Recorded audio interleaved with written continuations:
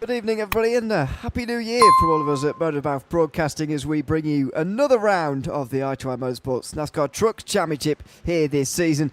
We return after our Christmas break. Daytona was our previous location, December the 13th, where we were last racing. That was quite some time ago. 3 weeks off, though, and we're back after Christmas. Hope everybody had a good time, and we're all ready to go again very early after the new year with another round. It's Auto Club Speedway tonight, 50 laps on the cards. I'm taking you through the action, myself, Ian O'Leary and Aidan Howard, back with you again. Aidan, good to be back with you for this, and good to be back after the new year as well. 2 mile racetrack here tonight for the DC versus Marvel 100. Another attempt, I suspect, by everyone to expose my lack of pop culture knowledge, which will be on show for the next hour or so. It's an interesting, very wide open circuit. I've got to say, very much reminds me of Chicagoland, which, if you remember the first round of this championship, November 29th, I know it was a long time ago, but that was an absolutely brilliant start to the season. And this circuit very much reminds me of that, so hoping for something similar tonight. Yeah, absolutely. And in terms of pop culture, you're in good company. So goodness knows how in the world I'm going to tell between Marvel and DC. I think Batman's in there somewhere. Don't know particularly where, but we'll get onto it.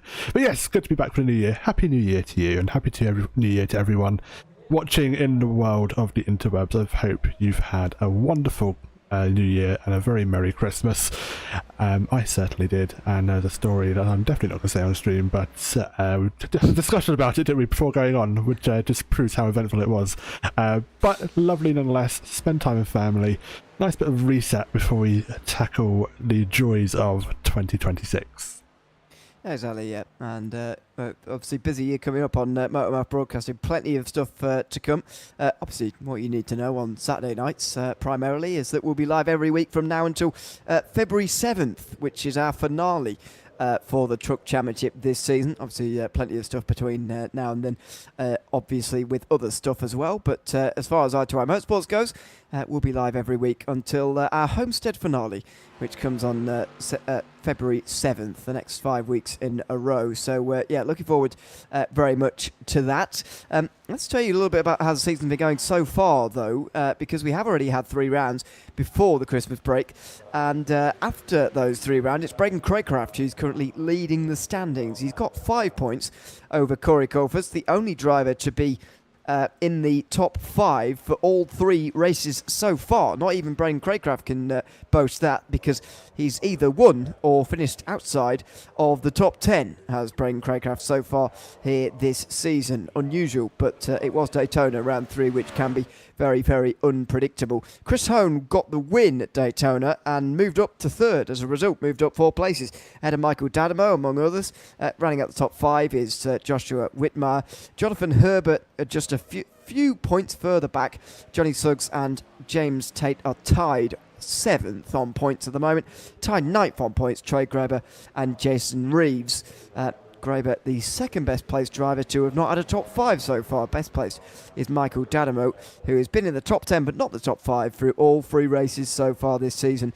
Slightly unusually. He'll be hoping to change that tonight, and at the moment is in second in the practice times, so might well be able to change that here tonight.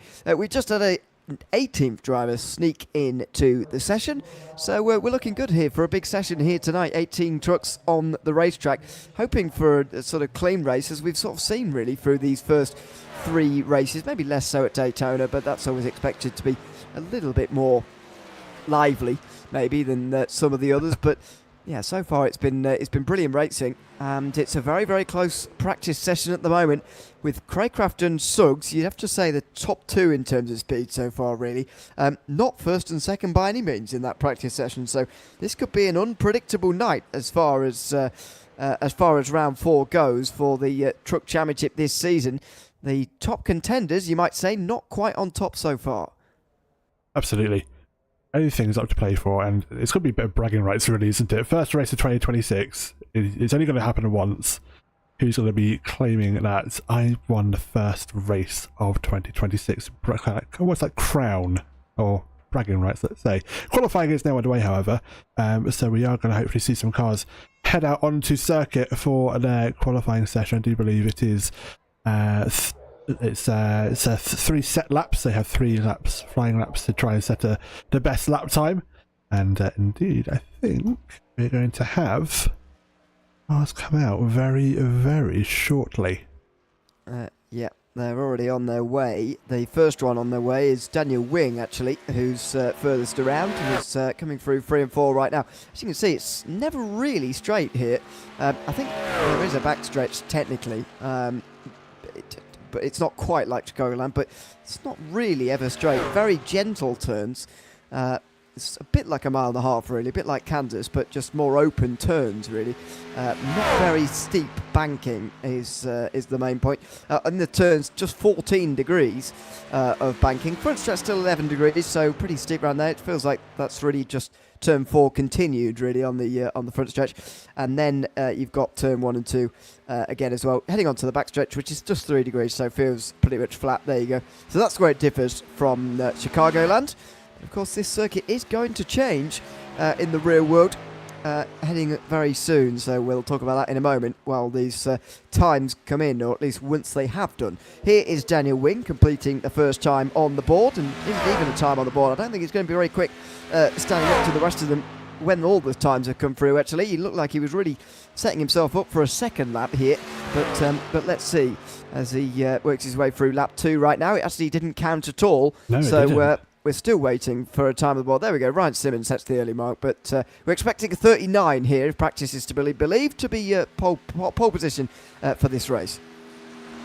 Yep, absolutely. So we're just waiting for everyone to set those laps, and we can see that Trey has just gone to the top and will be showing to try and hold that. Actually, it gets bumped down to second. Jonathan Herbert ends up getting the bragging rights there for pole position. It stands a couple of laps to go. Just waiting for the times to tick up on the ticker on the top. For no reason, they're not showing. How very antisocial. We will try and get that all back up and working for you. However, we will have to just stick with the tower instead. There we go. There we go. We have data. Yeah, that's working at least. Jonathan Herbert is indeed still, as you say, the best time. He's about to come across the line again, though. Is he going to go in even quicker, perhaps, as the crosses now? What is the time going to be? Brian Lashbrook, actually, not far behind, goes over the line and goes very quick to get into second. Herbert does not improve, so that will be that for the 6th truck. Here, Braden Craycraft has not set a time just yet. Johnny Suggs goes into 3rd, so there are 2 of the big names. Suggs didn't improve the final time round, though, at the end of lap 2, so he stays 3rd, actually, for the moment. But Craycraft about half a lap away from starting a lap here, and will be coming over the line very shortly, you would imagine, to start this time. Indeed will be. All of the drivers who have set times now, as Braxton Merrifield goes up to 8th place, having completed their times. That changes. Tyler Miller and Christopher Herr get onto the board. They're 12th and 13th, though, and hoping to improve. Craycraft now begins. So does Michael Dadamo as well. So a couple of the strong names from both the point standings overall and also the practice times that we saw just as we were coming to air there. They are on the board, or at least on the circuit right now. Hickam, Herr and Miller, though, both towards the line at the moment, off of turn 4. Going to need a fairly sizable half-second improvement to get to the poles. Dadamo sets a good first time. That's 8th place for him. Strong, very strong first time. Tyler Miller's going to end the session in 11th. Well, maybe not end there, actually, but he's 11th for now. And Christopher Herr goes up to 9th. Still no faster than Dadamo. And doesn't look like Braden Craycraft has set a time at all. Now, has Dadamo hit the wall off of 2? He's taking a slightly strange line coming up towards the backstretch here, but he's okay. Coming in towards turn 3 and 4. Only 20 seconds to go on the clock here. And so Craycraft's going to be a little bit up against it as far as time is concerned here. But Dadamo is pushing hard. I think this circuit's so big it's making these trucks look slow, actually. But anyway, here comes Dadamo up to the line. Make it, is he? No, he's not, Craycraft. Dadamo doesn't improve either, so very strong first time. Really boded well, actually, for him to go even faster. But no, Craycraft doesn't make it, and he will start on the back row with Nathan Merrifield. Oh dear. Not the expected qualifying thing they wanted for that, but we'll still got a long race to go. Pit stops are expected if we do get a long green flag session, and I'm sure everyone will be very happy to see a nice clean race this evening. We will, however, go to the grid for round 4 of the Auto Club Speedway. So this is indeed the 4th round grid. Jonathan Herbert on the front ahead of Brian Lashbrook, and then Johnny Suggs, who is in 3rd place, probably does best of those who are expected to do well, actually. Ryan Simmons alongside, Kevin Baker and Caleb Ross then on row 3 ahead of Trey Grabber, who's continuing a very solid season. Michael Danamo in 8th. Christopher Herr and Braxton Merrifield round out the top 10 with Tyler Miller and Jacob Miller. Not sure of any relation. They've probably told us before and I've forgotten. They're on row 6. Cameron Sarrow is alongside Daniel Wing on row 7 ahead of Trevor Thomas and Chandler Howell. Braden Craycraft and Nathan Merrifield don't set any times. Don't think Merrifield even tried. Yeah, I think he did actually. I've not got the data anymore, but I think he did maybe try. He's certainly on the grid now, and we saw Craycraft try. But you know, that's unless there was something else going on there, which of course we won't know. That's a catastrophic miscalculation. The only thing I can think of is the fact that this is a 40-second lap rather than 30-second for this type of circuit might have fooled him, but you wouldn't have thought somebody as experienced as that to be caught out by something quite so trivial. You wouldn't have thought so, but these things do happen. We're all human, so I suppose maybe just a slight mistake there caused that to happen for him. But cars are now out on circuit. They are being led all around by the safety truck. How very apt, and we'll be getting prepared for the rolling start for hopefully a very calm, clean, collected race. I have eaten my hat before, folks. Well, yes, I mean, you just never know, do you? You never know. I mean, so far this season, outside of Daytona, it's been very, very clean, I've got to say. And, you know, we want to see that continue in some ways. I mean, Phoenix didn't quite benefit, I don't think, from the long green flag run in the same way Chicagoland did, which was a really excellent race to start the season.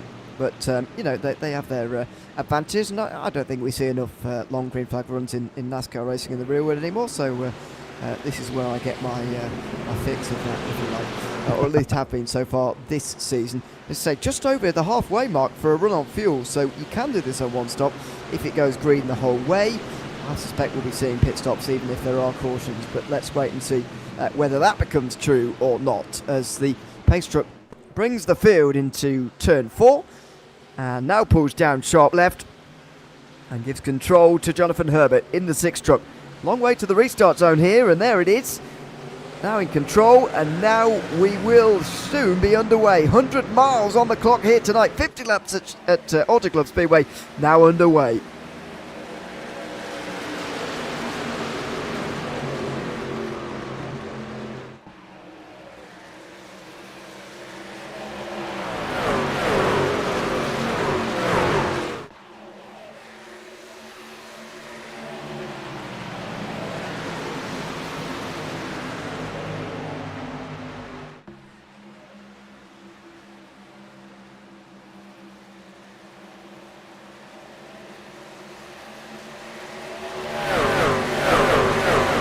Off of turn 4 for the first time, and it's Brian Lashbrook and Kevin Baker fighting for 3rd position as the front 2 try and break away from the rest of the field.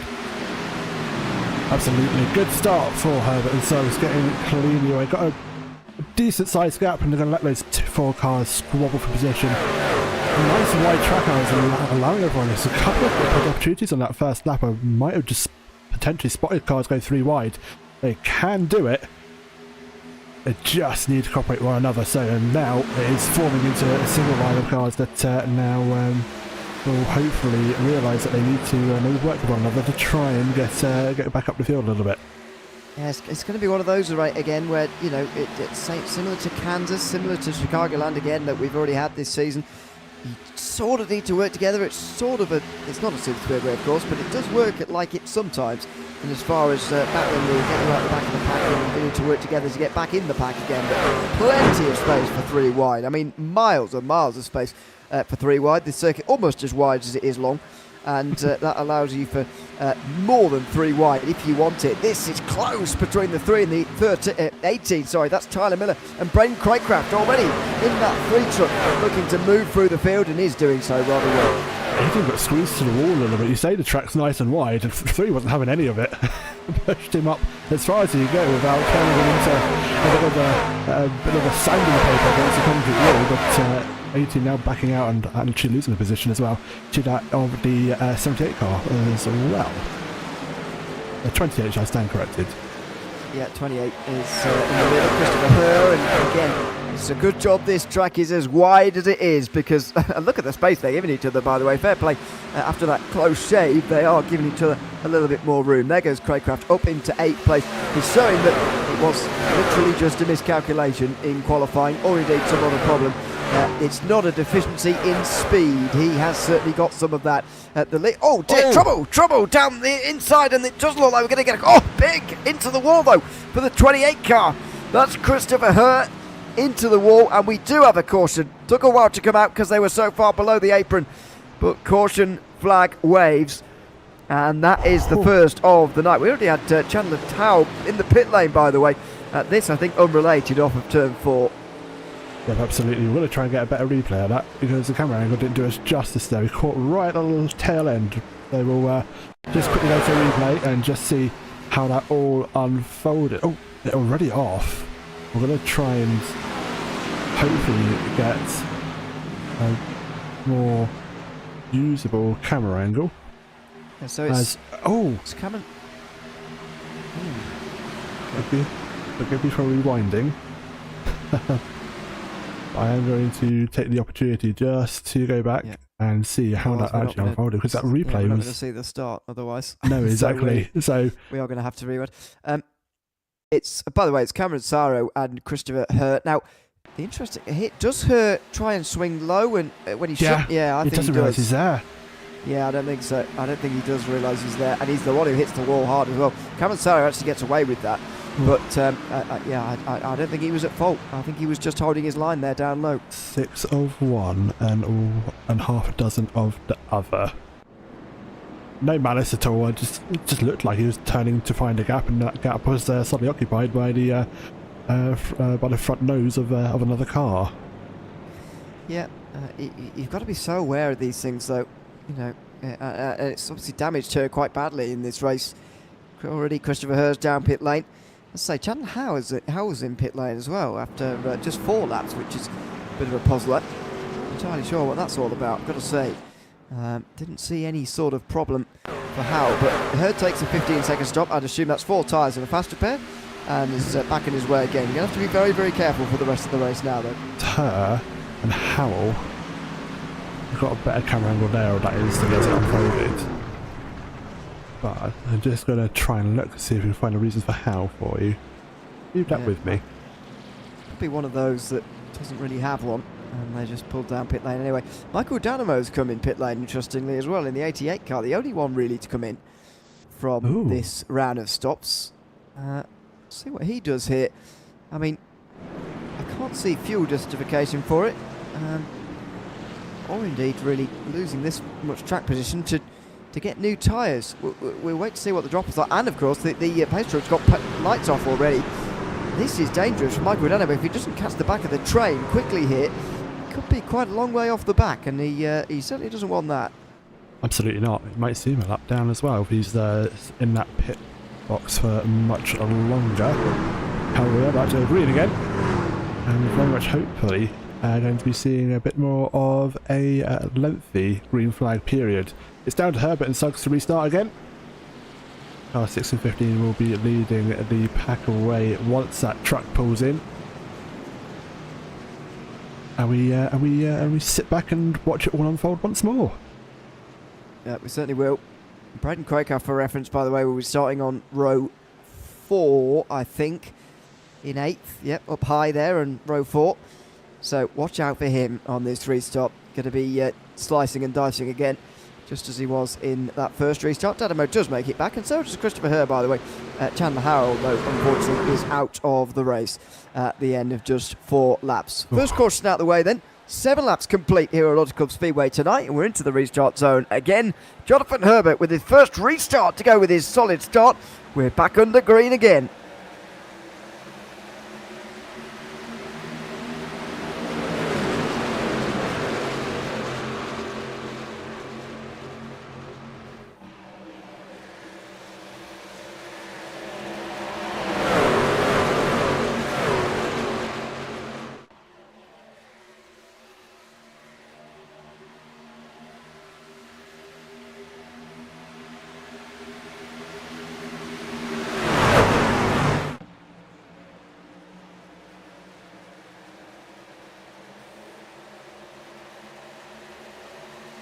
more free wide racing off of turn 4. I thought they were actually going to go 4 wide coming off of turn 2 on that restart, but Jonathan Herbert has somehow, despite the chaos, continued to hold on to this race lead.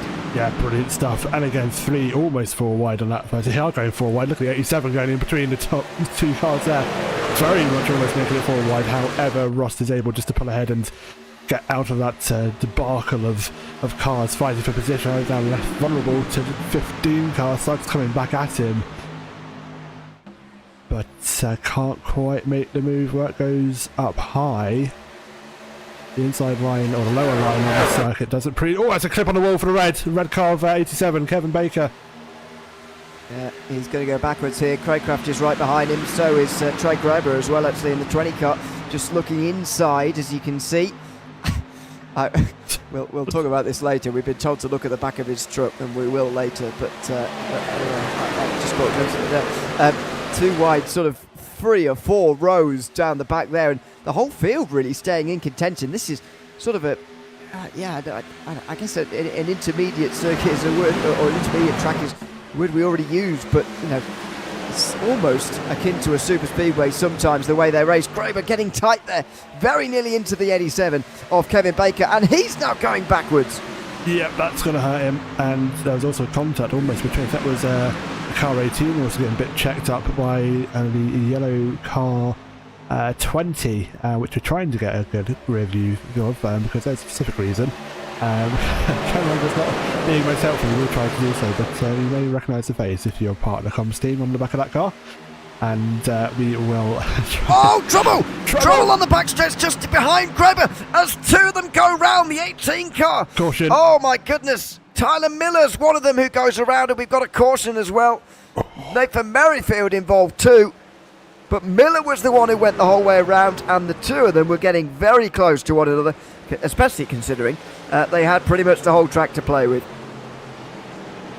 Absolutely. Let's just try and get a replay of that. I think it was just 2 into 1 didn't go. And it is. 18 tries to go down low, and 25 is like, what the hell are you doing?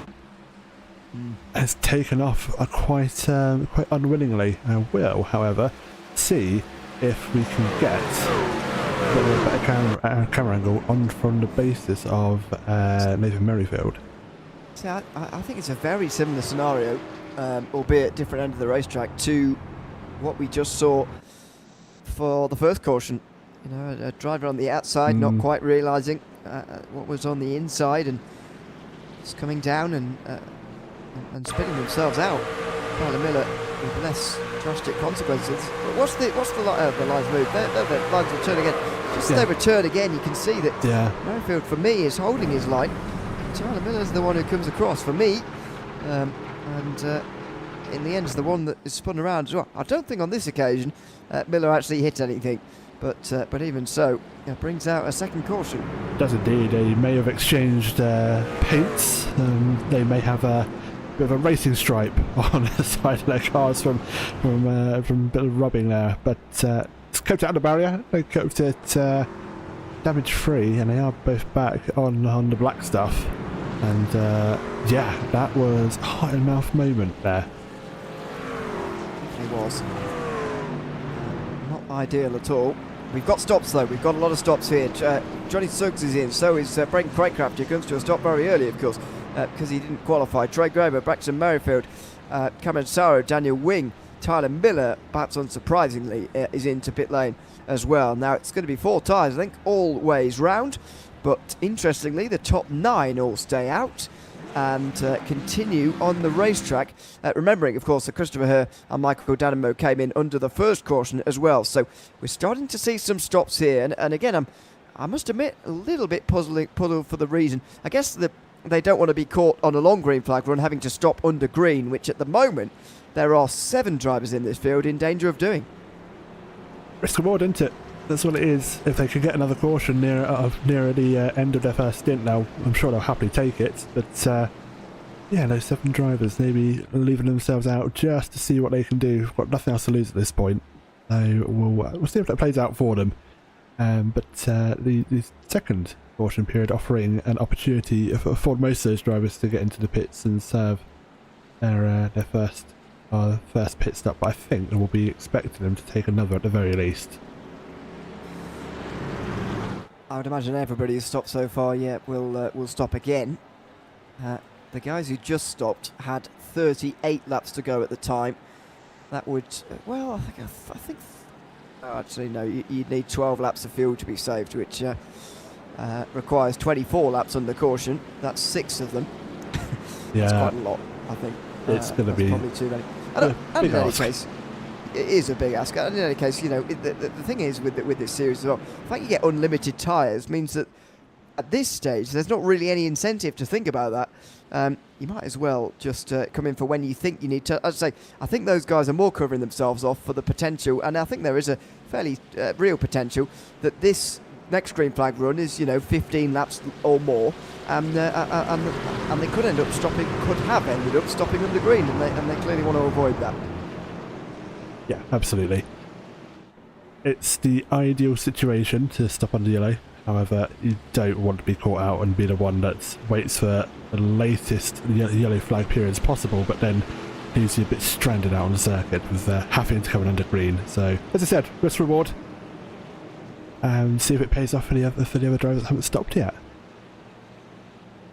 Yeah, I think next time by, if there is another caution, unless it comes in the next 2 laps or so, I think we'll probably see the rest of them who haven't stopped yet make their first of the day, and they'll maybe try and make that their last if they can go so long as to do that. But we'll wait and see as we get into the restart zone. Going to be Caleb Ross, I think, for the first time, who is controlling this restart with Jonathan Herbert on the outside. I think they must have just changed places before that caution came out as they get into the restart zone. And Ross gets a big jump as we get back green flag racing with 36 laps to go.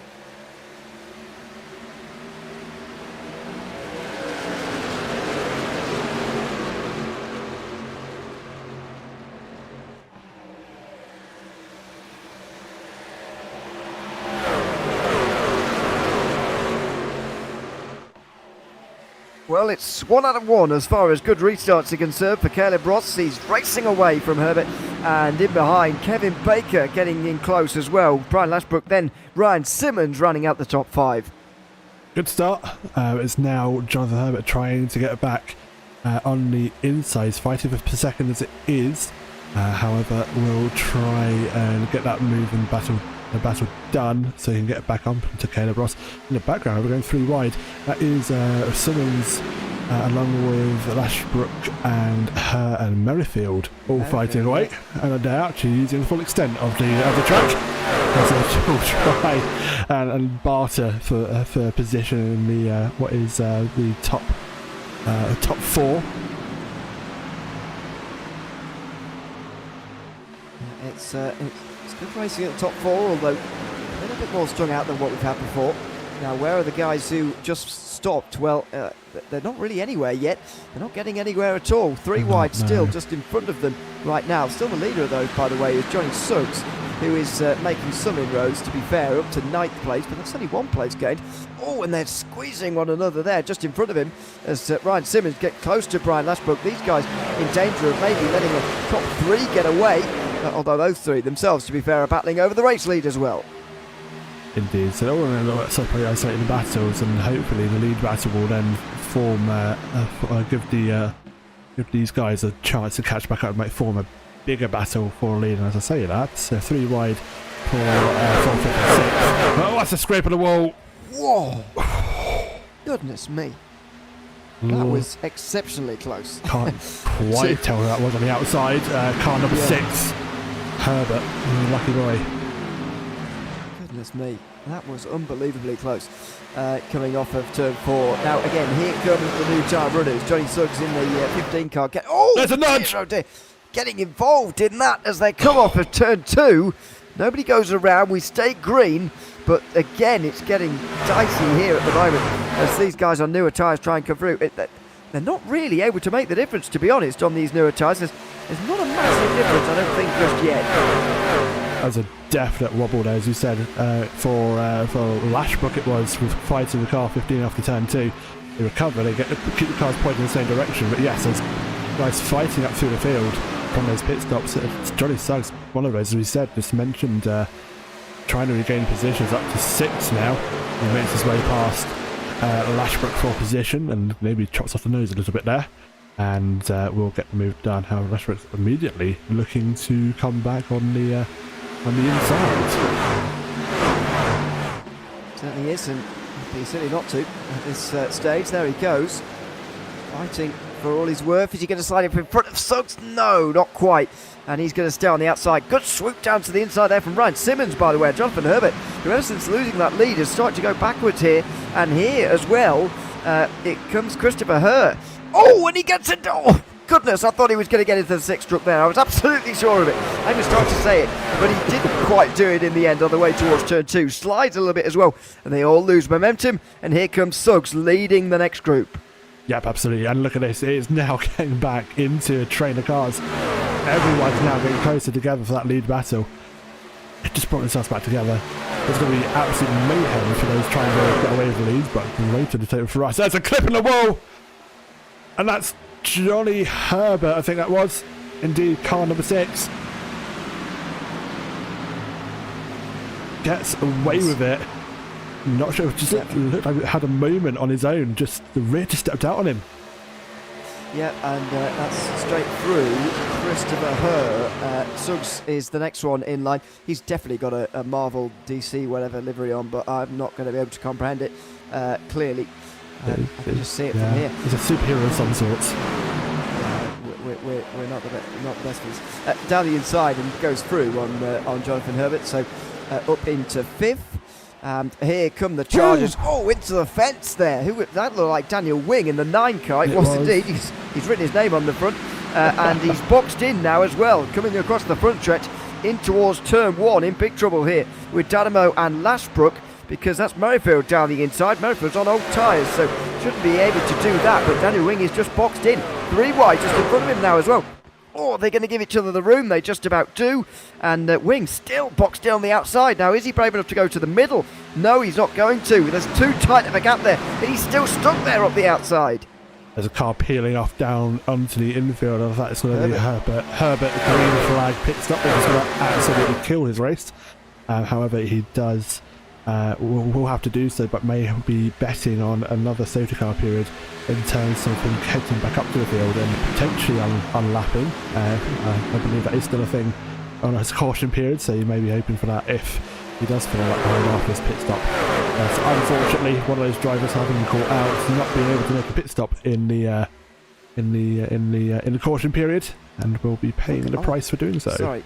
Caleb Ross is weaving all over the place, trying to keep this race lead. Right, Simmons goes to the outside. Oh, and he's coming in. Caleb Ross is coming in, I'm sure of it, because he's slow on the inside of 3 and 4, and he's reacting to what's going on behind him by the looks of things. Long pit entry here, so not one of the more difficult ones on the calendar, which is good news. There you can see the yellow cone, which you do have to be to the left side of. You can't enter having gone through the grass, even though the pit wall doesn't quite extend all that way. It will give you a penalty for an unsafe pit entry. Trey Graber has also stopped on the green here, by the way, the previous lap. Braden Craycraft also, the points leader, is into the pit lane as well. All chop and change, and that green flag pit stop happened to be made, unfortunately, for those guys. It's actually big for the championship leader as well, to be pitting during a green flag. That's a race going to be a very hard task to get back up to the front with pretty much halfway to go, but on the bright side, the majority of the rest of the cars still have to pit as well, even though some pit stops were done under yellow, and a few were last from the point where they pitted at a very early caution period. So not all hope isn't all lost for those guys, but they'll be wanting to pray for some help from the racing gods. Yeah, you say that a green flag stop's going to ruin their race. I mean, only if a caution comes out before everybody else has stopped again. But, you don't want to be relying on cautions coming out at the right time. And that's the justification for coming in under the lap 12 caution, which a lot of these guys did. Look at this. This is just like Daytona racing, almost, here at Auto Club Speedway. Of course, I almost prefer this kind of racing to the proper super speedways. There seems to be a little bit more skill involved, but obviously the traffic into all very close. 11 drivers, by the way, all in this. and they're only 13 on the lead lap, so just 2 of them strewing off the back, and you might be able to see them come around the corner. There's one, and there's another one there. So yeah, it's all very, very close. Caleb Ross there, by the way, come in again. Hasn't come in again. Must have sped on pit lane or an unsafe pit entry, because that was a 55-second pit stop, and that's 2 laps down now for Caleb Ross. That certainly is a very difficult thing to come back from. Cool. Yeah, absolutely. He'll be kicking himself for that, I'm sure. But mistakes happen, and unfortunately he's fallen foul of. And contact! The 87. Oh, big save. Is that Lashbrook? Kevin Baker. In the 87 it is rather. Sideways, big time through turn 1 and 2, but gets away with it somehow, and we stay green. Dear Lord, that man must have created skid marks not of the tyres, specifically in the seat of his car. That was a hard enough moment. Saved it quite rightly, but where's Merrifield going there? That's very, very fast for a pit entrance. If he's going for it, well, if he's made it, fair play, but that was quite fast. There he is.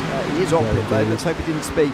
I don't think, he hasn't stopped yet. Neither has Ryan Simmons, by the way, who's right in second place at the moment, following in Johnny Suggs, who's trying to get away. And to be fair, once Simmons comes in, Johnny Suggs might be the first driver to have a chance even at a solo breakaway from the rest of this field.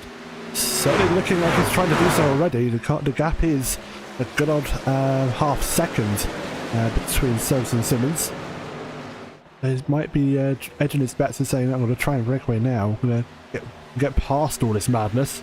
Let's see what I can do for myself. I don't blame him with the way things have gone so far. A couple of yellow flags and some very hectic moments, and one we just saw of a truck Nascar going sideways and turning into a bit of a drift car going through turn 2. But I don't blame him. I think he's making the break, and he's very successfully doing so. Gap is increased actually to 0.7 of a second, so he's eking out every bit he can. I think it's more to blame on the rest when a driver on their own is able to break away like this. And, Simmons can only do so much on his own as well, to be fair. He's not getting the help from her or Daniel Wing, as in come Tyler Miller, Michael Dynamo, Kevin Baker and Jacob Miller. They're all in, and do they all get it slowed down? We'll let you know in about half a minute's time when they're either making their way out of pit lane at a reasonable time or they're still stationary. But there's only 8 now on the lead lap, and still 3 of those are yet to come in. Now, don't forget that some of those, like Michael Dynamo, only came in after 5 or so laps, so really didn't have much more fuel to play with at all. But we look like we're entering a proper green flag run of pit stops, which maybe suddenly is going to bring those who stopped a long time ago, like Braden Craycraft, back into play again. Yeah, absolutely. See how it all plays out. If we had a crystal ball to tell you how it was going to play out, our jobs would be easy. But we'll see what happens as all the pit stops and everything unfolds as they're going 3 wide for Merrifield, Sarah and Wing.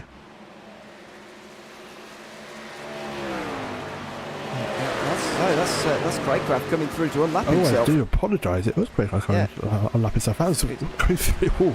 Okay, go through to unlap himself. That's even more interesting. Unusual as well to see someone trying to do that, but within his rights to do so, of course.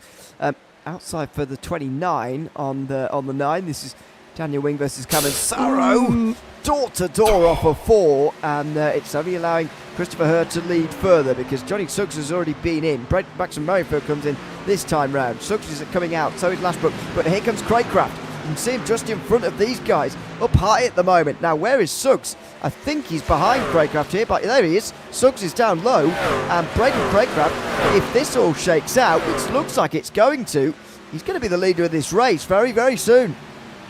Yep, I would absolutely agree with that statement as Suggs does come out and actually lets Tyler Miller through on the inside. I think Tyler Miller was very much saying, I'm coming through whether you like it or not, you've just come out the pits, and I'm going to take that position and just keep you in my rearview mirror for as long as possible.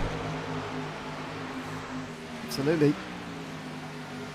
It's weird how these groups just continue to pull together again, even after lots of stops. Christopher Hurd, to be fair, he's going a very long way at the moment. This is 28 of his run. Oh, it's contact! And then the wall! Daniel Wing's in the wall! And somehow we get away with it again. Unbelievable. That's with Christopher Herr, who must be coming in, whether it's for... Well, he hasn't got a fast repair anymore, so he's going to hope there's no damage, but he must need some fuel now. And that leaves the 29, who's going to be in the dark green there, racing around the outside. Cameron Sarro will lead his first lap here tonight. How they keep pointing in the right direction, I have no idea. 2-1, folks, does not go. And that was a very physical representation of that fact. I was having to look away for a moment. That was very hectic, but they managed to keep it going somehow.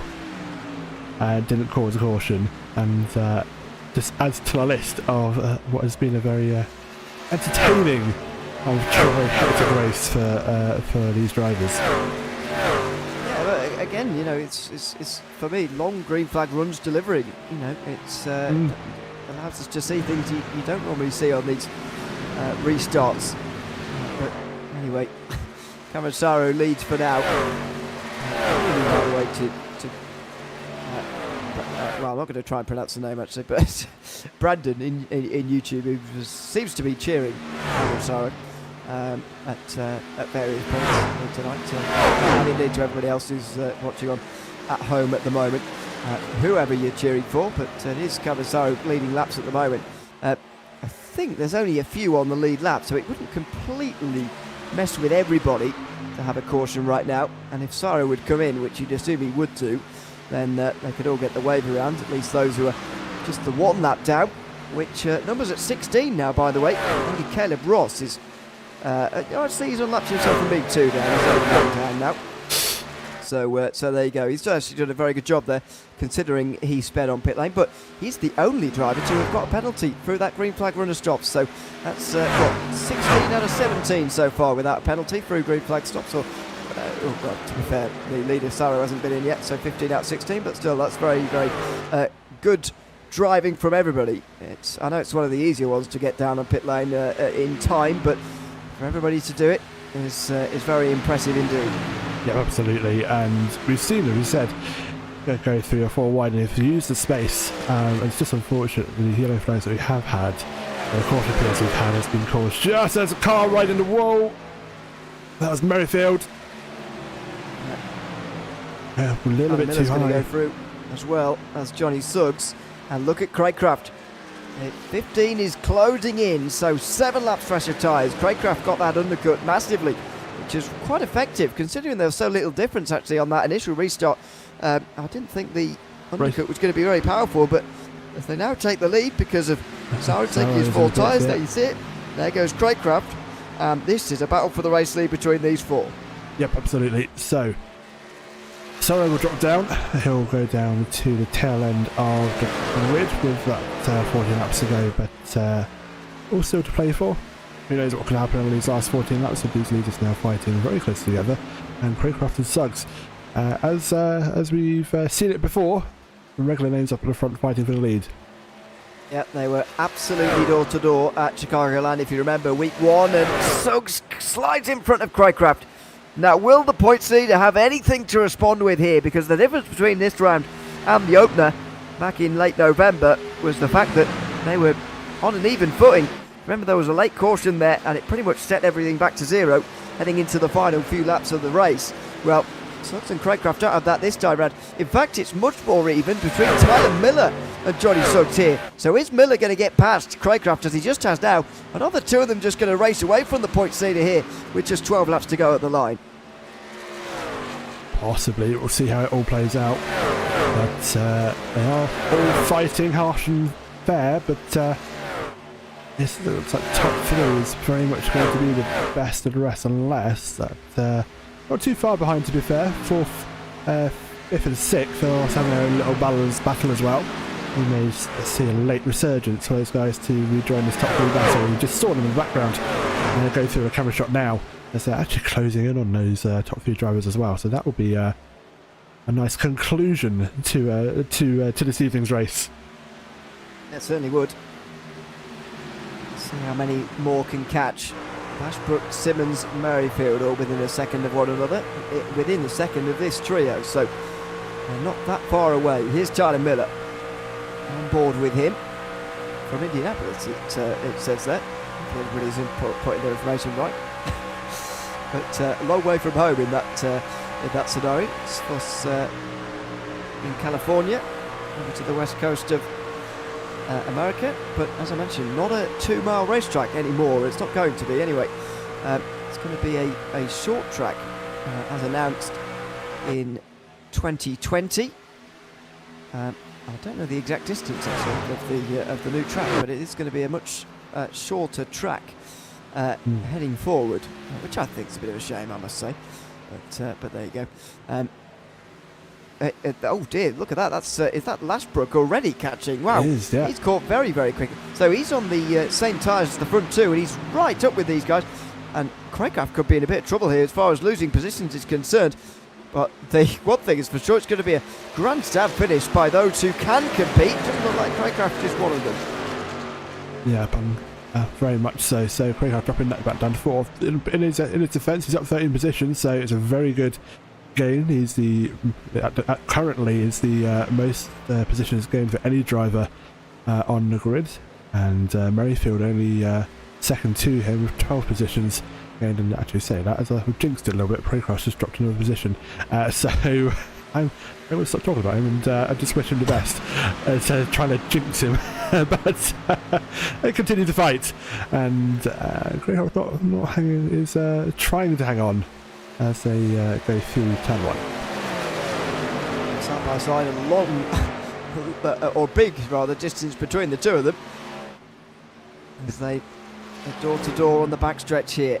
So Miller and Lashbrook in danger of letting Suggs get away here, because Suggs got draft from a lap car. It must be Kenneth Ross, who's now getting reared in by these guys, and indeed there he is. So he's right been reared in by these guys actually, and he's in danger of going one lap down, although he would be the first driver one lap down, and that would allow him straight back onto the lead lap should there be another caution in this race. But at the moment they're racing clean and green in towards 1 and 2, and they've stopped going side by side for second. They've reared Suggs back in, although he goes to the outside of Caleb Ross, and that doesn't look quite like the line that Tyler Miller needs there. He washes up the racetrack, and here again comes Lashbrook. They've got to be very careful what they want here. Do they want to battle for second? Do they want to keep Suggs close for a battle for the race lead? They don't quite look like they can decide at the moment. Not right now. Part of me thinks they're just being a bit tentative, maybe playing proverbial chicken to see if anyone is going to try and jump ahead or make a move, and for these 8 laps to go. But yeah, so Brian Craycraft very much going down low there, and is still he's going out very much high. It's car on the inside drive. That's a lap car, dude. Stand corrected as Craycraft scrapes into the wall. Wow, that's a rare mistake from the points leader.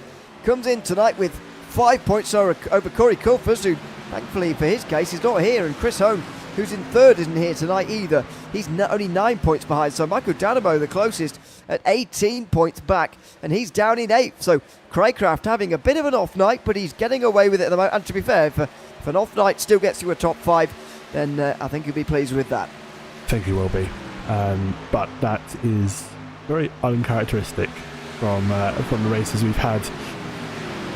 Often struggling somehow. Tyres potentially coming to the end of the race. He goes very wide again. He's scraping the wall once more. Look at that first hit on the wall's done damage, and he could be in trouble here from Nathan Merrifield. He wants to take the honour of most places gained on the night, by the way. They've both got 12. As Suggs weaves around. Tyler Miller in his slipstream, Brian Lashbrook in his, and there's 5 laps to go for them to settle a race winner for this one. Up the racetrack in front of them. Oh dear, that was close. That was very close. From Trey Graber, I think it was, or was it Trevor Thomas? I'm not sure. No, it was Graber, I think. Just nearly getting into them. As the front 3 get clear, there's 5 to go, and they're fighting for the lead. Here goes Miller looking to the inside.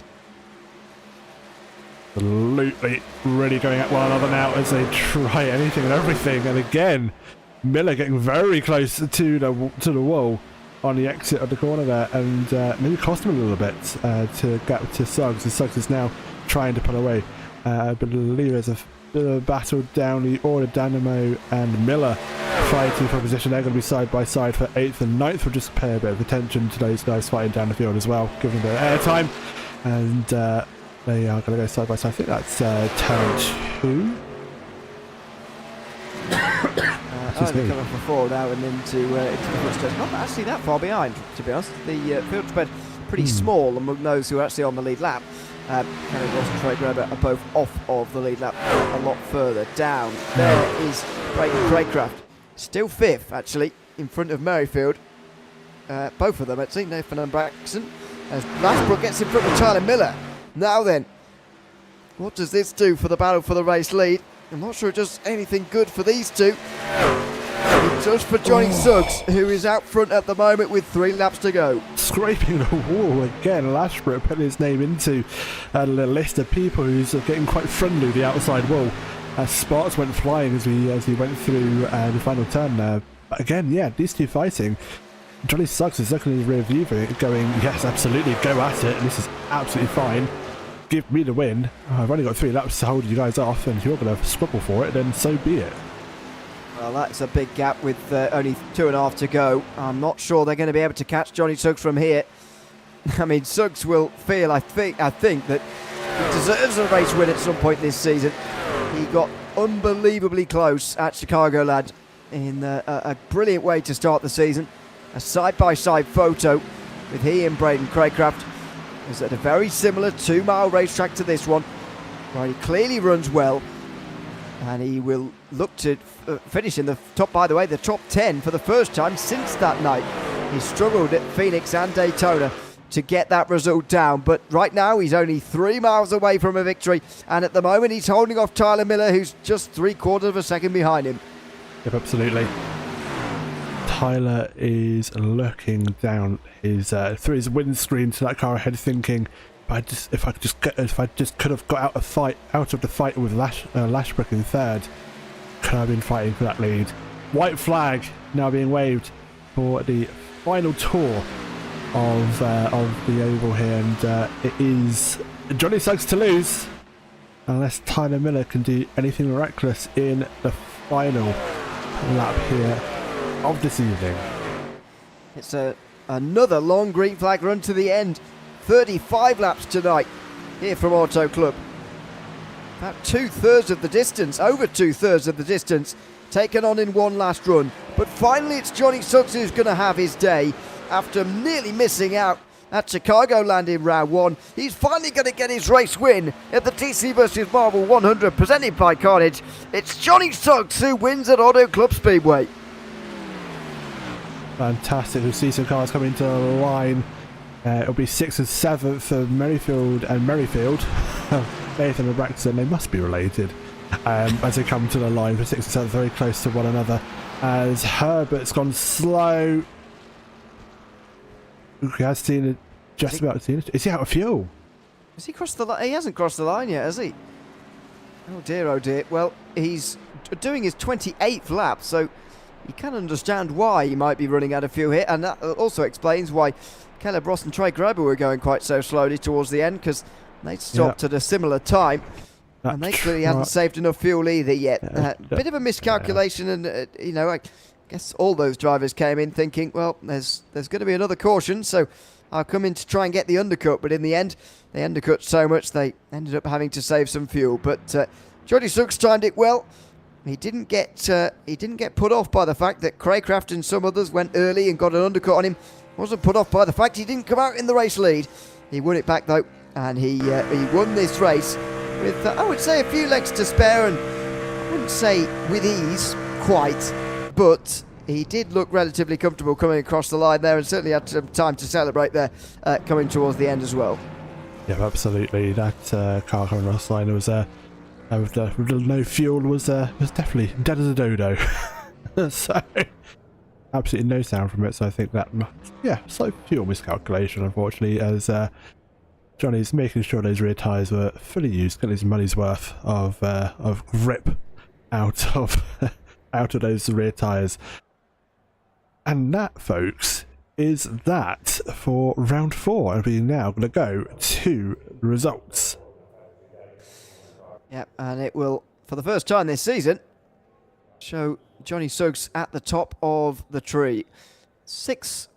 Exactly 2/3 of a second. There you go.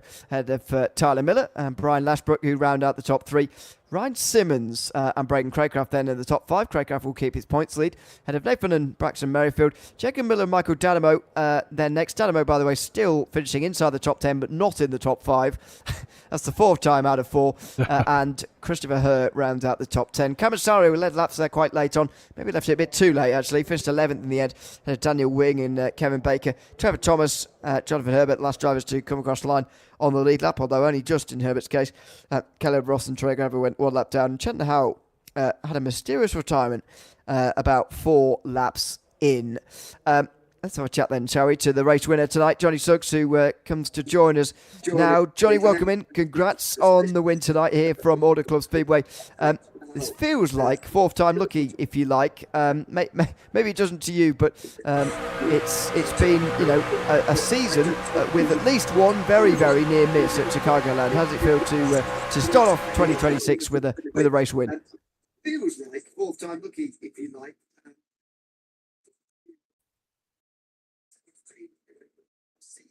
Hello, Johnny. Can you hear us? I can hear myself, but I can't hear you at the moment. I presume you're getting the same edge. Well, oh, here we go. Go on. Oh, yeah, I'm here now. I just had to fix my volume for a second, but I'm here. Go ahead.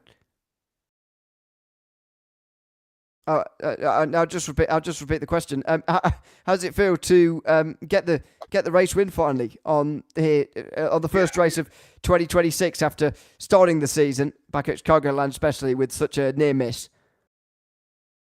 It feels pretty good right now. Over the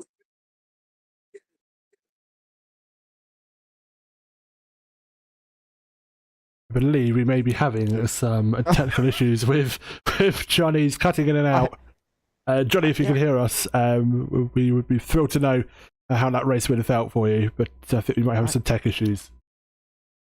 I got in it went really well. I don't know what's going on. I'm getting a real bad echo, but anyways, the race went really well. I expected everybody to have green flag pit stops, and lucky enough, I was able to get a stop.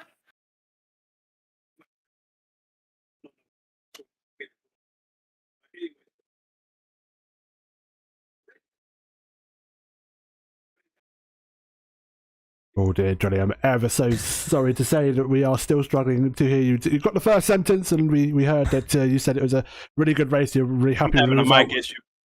Got you. Right, so Johnny, we will just try and ask one more question before you go. Your race win this evening, was it a long time coming for you? Was you happy with that? And I'm presuming that you're hoping for a lot more race wins coming up for the next few races. Well, I'm actually looking forward to the next couple of races. This race right here, I didn't even account for me to win in, but I think I can finally fix my audio issue. But yeah, race went good. There was some green flag pit stops that really helped me. Racing was very clean. I enjoyed every bit of it, and I like to dedicate this one to my grandson, just like I dedicated my last one to my granddaughter. So it's to them. There we go. Very, very nice. It does seem like we're sorted now. So one quick one before we let you go. How are you for road courses? We're going to Watkins Glen, obviously, next week. Watkins Glen, I may have a chance because it's a little faster and not as technical as some other road courses. So I feel fairly confident, maybe a top 8, top 5 truck. But as far as those tighter ones, I'll tend to have a little bit of a struggle at those ones. Well, hopefully Watkins Glen can go well for you next week. But for now, Johnny, congrats on the win tonight, and thanks for coming to chat to us at the end as well. Yeah, hey, you too. And I'm sorry about the mic issue. That's on me. No, you're all good. We got you in the end. That's what matters. Thank you so much. Exactly. Thanks very much. You're welcome. Johnny Suggs there, who we eventually got to in the end. That could have been very difficult. But anyway, yes, good to chat to the race winner at the end tonight. Couple of things before we go. We should probably have a look at Trey Gerber's livery, to be honest, before we sign off, because I was going to in the next caution, to be honest, but then there wasn't one for the last 2/3 of the race. So here we go. Not going to understand the front of it at all, but That's the best one I've got. Does Chase Cam not zoom in any further than that? It's quite a long way away. But anyway, Yeah. Let's see if I can find it. see if we can find one. But anyway, Trey Gerber told us earlier on tonight to showcase the back of his truck. Here we go. There we go. Because it has the boss man of MotorMouth Broadcasting himself, Jim Cunningham, on the back of it. I'm not sure he's watching at the moment. But see, I had a theory about this when I'd seen it, actually, that, you know, if Trey got into the lead of this race, he might not have been beaten, because nobody would really want to get any closer to the rear end of his car. So I thought it was quite a good strategy, but he never got to the front. So I can never, you know, say that theory is absolutely the case. But you know, I thought that's what he was going for. I think it's wise to me not to comment further. Hopefully, Jim knows who I love not to sack me. But anyway, who knows? You know, you're never safe. But that is just about it from us here tonight. Another good race with a long green flag run towards the end here at Auto Club Speedway this time to kick off 2026. 100 miles and, you know, clipped off very, very quickly, I've got to say. These races have been very, very clean so far this season, with a possible exception of Daytona, where things do get a little bit unusual. But another interesting and another long green flag run in one of these races. It's been a very clean and green season so far as far as that is concerned. Clean green with some amazing racing machines. I'm a poet and I didn't know it. I'm going to leave that on. I'm going to leave that for the end of the stream. Thank you for your commentary, Ewan. It's always a pleasure, and it's always a pleasure to bring you guys on the interwebs. The oval racing here. We go to a normal circuit, however, next week, and these cars will have to contend with turning in two directions. Oh no. Absolutely, yeah. And turning right more than left, if you can believe that as well. Goodness gracious me, I'm going to have to hold myself down and try not to faint. Joking, these guys are wonderful. I mean, it's us who are more comfortable, it seems, at this type of thing than certainly over races anyway. But we'll see how they get on. I mean, it's going to be very, very different, that is for sure, at Watkins Glen. We know that. So we look forward to it. 25 laps as well. It's going to be a bit of an ordeal next week. So make sure you join us. As I say, we're live every week from here until February 7th now, in 5 weeks' time. Is that 6 weeks? Anyway, there's still 5 rounds to go I guess 5 weeks. 5 rounds to go after this one. So make sure you join us for all of those live, as I say, every Saturday night from now until February 7th, with the rest of the I2I Motorsports Craftman Truck Championship here this season. I've been Ian Leary alongside Ed and Howard here tonight from Auto Club Speedway. We'll be back in 1 week's time from Watkins Glen for the only road course of the season. Hope to see you then. For now, though, it's goodbye. Take care, good night, and goodbye.